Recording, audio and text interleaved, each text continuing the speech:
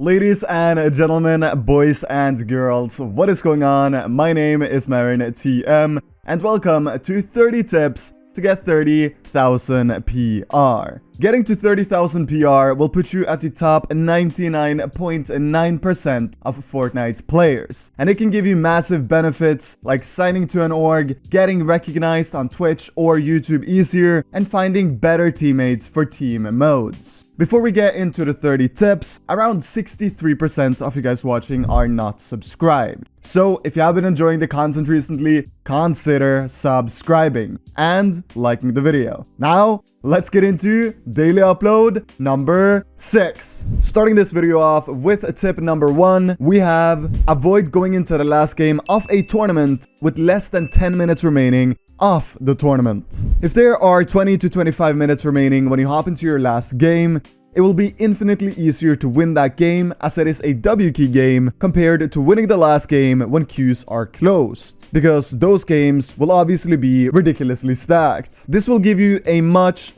better chance of placing highly. Tip 2. Always farm max metal before the end game. And I mean max. Having 450 metal going into the end game compared to having 500 can and will be the difference between a top 5 placement and a win. On the topic of mats, you need to perfect mat switching. Mat switching is knowing when you can use wood and knowing when you have to use hard mats. I see so many players running around first moving, not getting shot or looked at, wasting all their hard mats. In other words, their brick and metal. When in reality, they could be using their wood, saving the hard mats for the later parts of the endgame. Moving on, I would strongly recommend optimizing your PC. By default settings, your PC is working at a fraction of the speed relative to what it's really capable of. The main and most important thing you want to look into is whether your PC has something called XMP or not. Turning this setting on will make your game twice as smooth compared to if you don't use it. It's completely safe, and I'll have a video tutorial linked in the video description. The next tip is understanding that zones are very predictable, and predicting zones can make you so much more consistent. If you early in the first zone rotate to where you believe the second zone will pull, it will be so much easier claiming a good position in the second zone. And as we know, a good position in the second zone will set you up for a good game. Following tarps in first moving is something nearly no one does. However, it is something that sets you up to win games, as you use no mats in the zone where most people use the most amount of mats. Win condition is a callout that most players have never heard of. What it means is basically asking your teammate, do we have anything that can win us the game? Things like floppers for heal off, or more mats than anyone else in the lobby, so we can go for high ground. If you come to the conclusion that you have a win condition, it's time to stop being aggressive and stop taking unnecessary risks. This will turn your 5th places into victory royales. Apropos high ground, it is time to stop double coning. I see many mid-tier competitive players still double coning, and double coning on high ground is undoubtedly the play when there are no launch pads in the game. But right now, since we have launch pads, it just simply gives the other players in your lobby more room to land on. So stop double coning and start floor coning instead. Moving on, we gotta talk a little bit about having a winner's mentality. If you want to get 30,000 PR, you gotta stop having the so-called victim mentality. Saying things like, you're the unluckiest player, you never get good loot, etc. will only stop you from improving. Nobody cares about your unluckiness. And instead of being a victim, try doing something to limit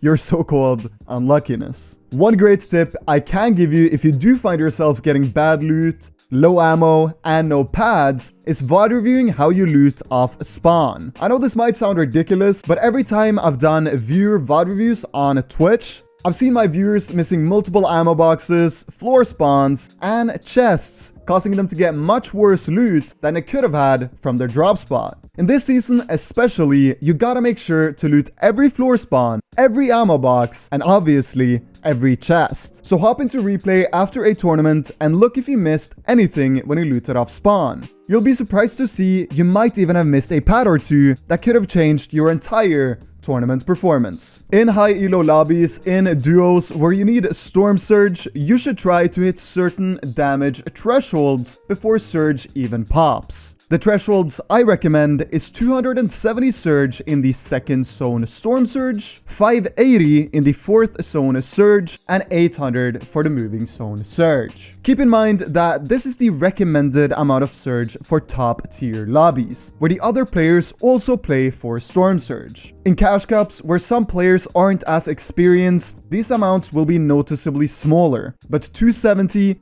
580, and 800 is a good rule of thumb when counting tags. Getting a drop map is arguably the single thing you can do that will limit your inconsistency off spawn the most. I personally recommend making your drop map yourself using Fortnite GG and adding markers you know works from in-game experience. And if you get outdropped in practice or in a tournament, go into replays and check where your opponent pulled his glider and steal that marker and add it to your own drop map. This way, you ensure that you'll have the best glide to your drop spot every single game. The next tip is to simply fully stop making excuses. A lot of players, when they get eliminated, instantly go, "Oh, my gun wasn't reloaded.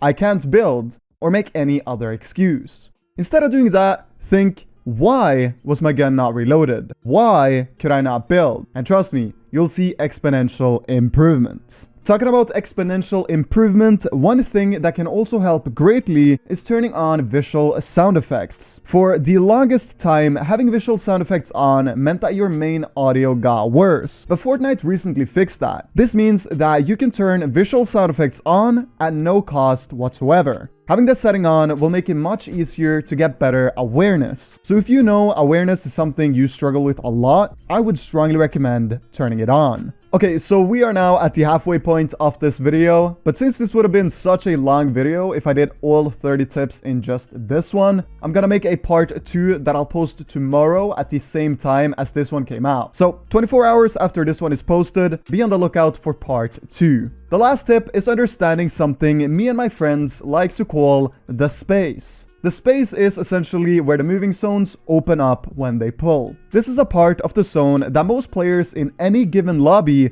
never go to. It's basically a dead side that's created from the zone opening up.